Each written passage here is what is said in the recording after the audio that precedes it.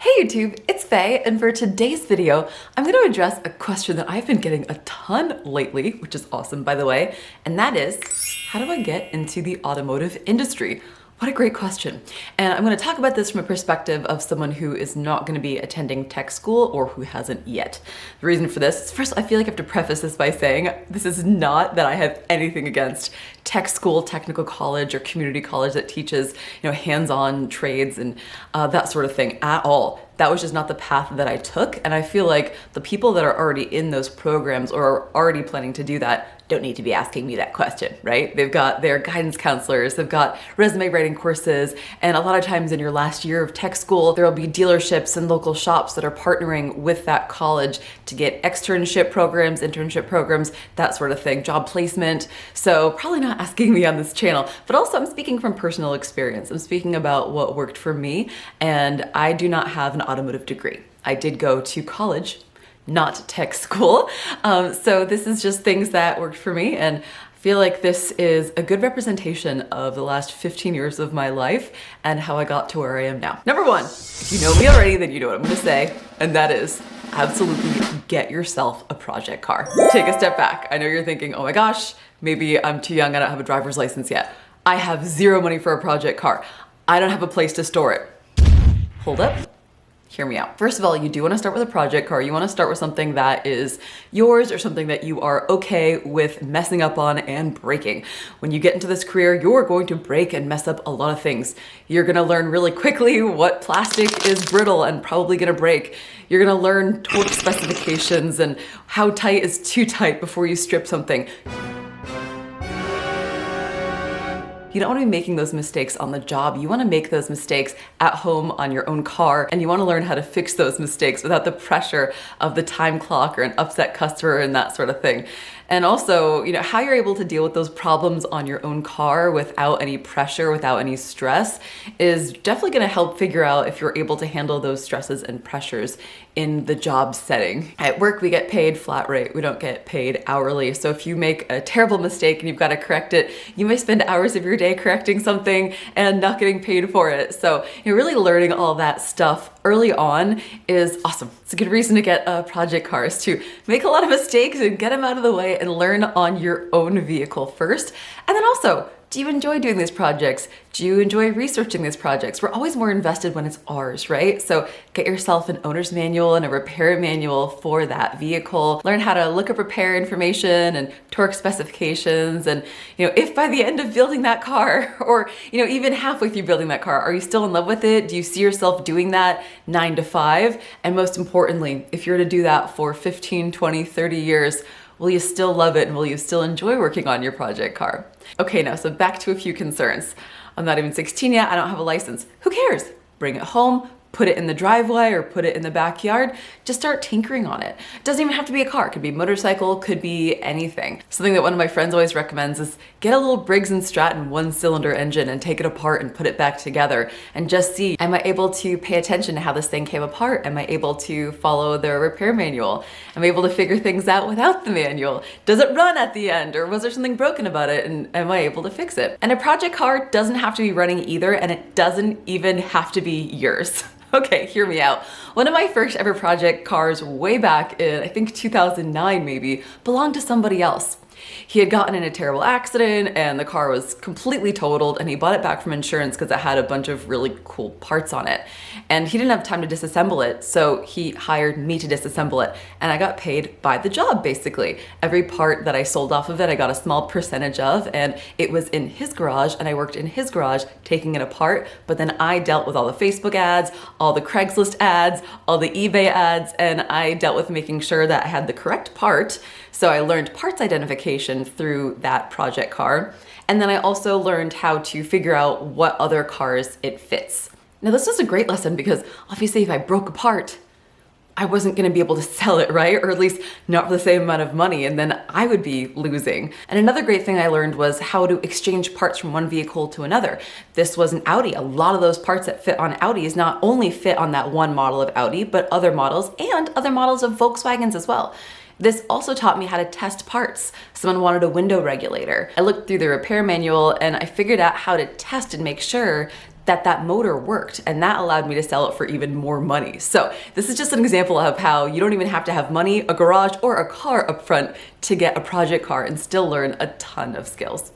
Now, if you've watched any of my videos before, then I'm sure that you know that my first project car was a 1980 Volkswagen Rabbit. Now, when I had this car, I actually was bouncing from apartment to apartment, and for 18 months of that time, I actually lived in an RV, so I didn't really have any safe space to take apart my project and work on it without having to pack everything up and make sure that I didn't have tools splayed out everywhere. And most of the places that I parked didn't have a driveway. I was working on the street. So I ended up actually finding a place to rent someone else's garage in someone else's house for $200 a month. So you don't even have to have a garage in order to have a project car. But this is just such a good way to get involved and get hands-on and get your hands dirty with so little risk to see, do I love this or does this frustrate me? Am I able to overcome challenges, and is this interesting to me? Am I a good problem solver? Do I like working with my hands?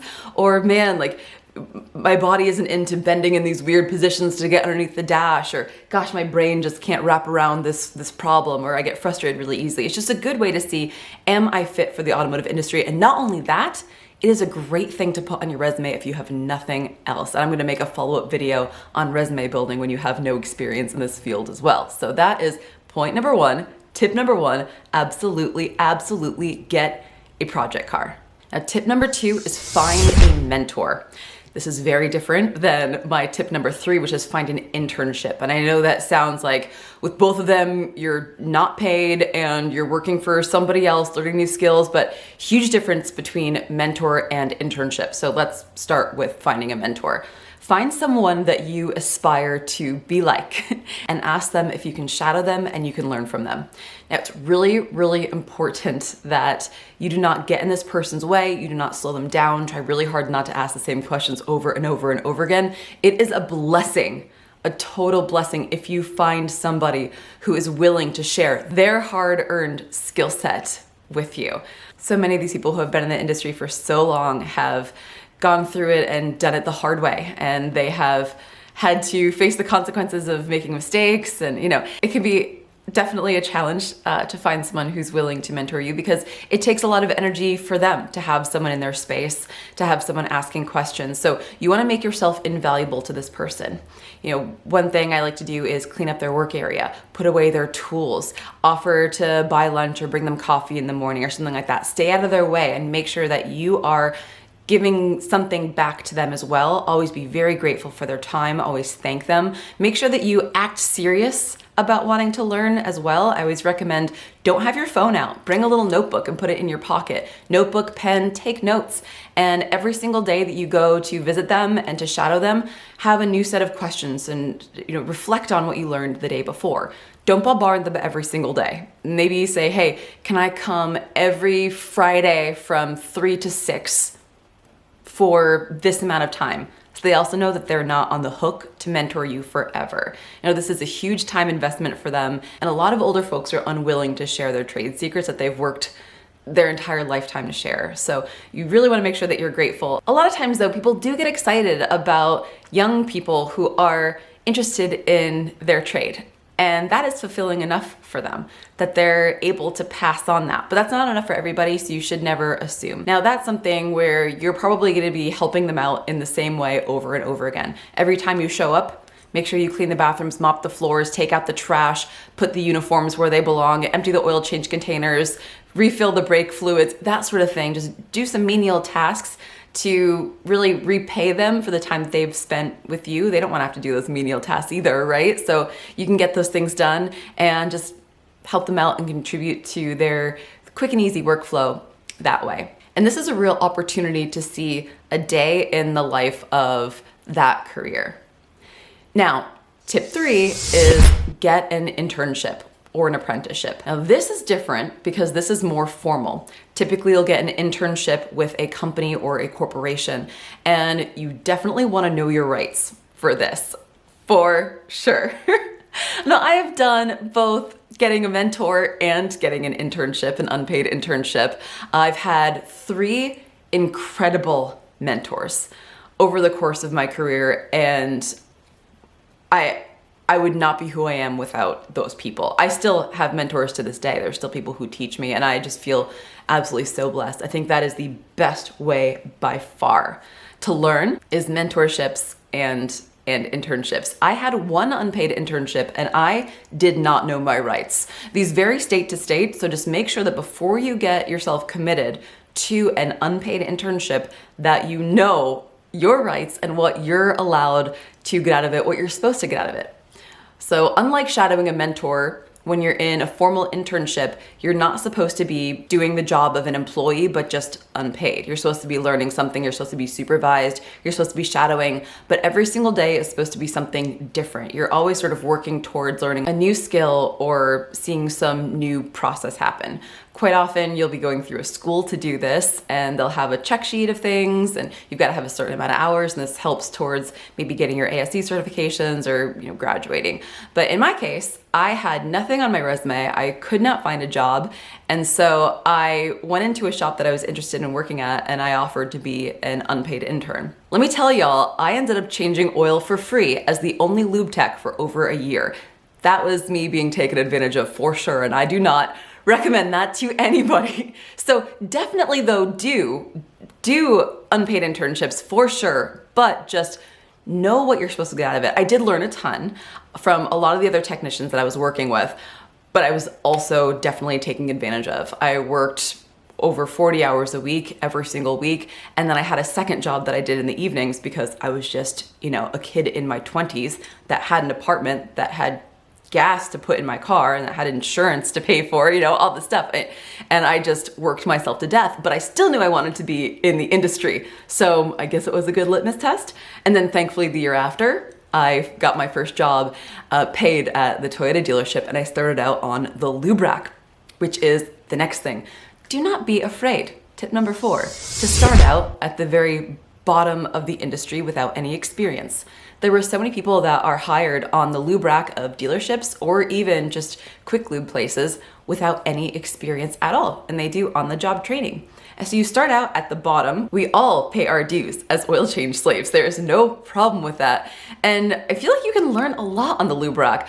I changed oil for the first 2.5 years of my career, and I learned a ton, and I have no regrets. I think I needed that 2.5 years of just changing oil and inspecting cars and learning parts and seeing what a bad drive belt looked like and seeing what bad fluids look like and seeing what bad brakes look like, and then having all of the higher level techs around me that I could ask questions of and sort of observe and learn even more. I think that was a great period of my life for sure. But there are so many great entry-level jobs that require no experience at all. You could also, if you want to be on the paint and body side of things, just be auto body shop help, right? Do some sanding, do some paint prep, clean the shop, sweep the floors, clean the bathrooms. We all do these jobs at first. Another great entry-level job that I had was my first real ever job in the automotive industry that I was paid for. I was a cashier at an auto parts store. So not an auto parts counter person, a cashier. And this helped a ton because every time people were bringing parts up and I was checking them out, I was learning the name of parts, I was learning the name of tools, and I was also seeing the sort of things that were purchased together. Oh, water pump and a thermostat, or timing belt kit and a water pump. So I was starting to see how jobs went together. Oh, brake rotors and brake pads.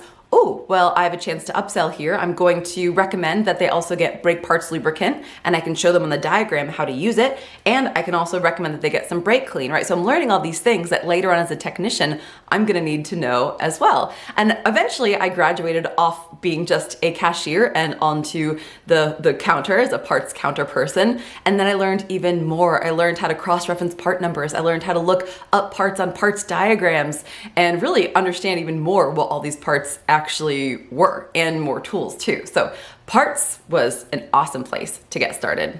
Another great job to have as someone who's looking to get into the automotive industry is an automotive dismantler for a parts company like an LKQ or even a local salvage yard that sells used parts.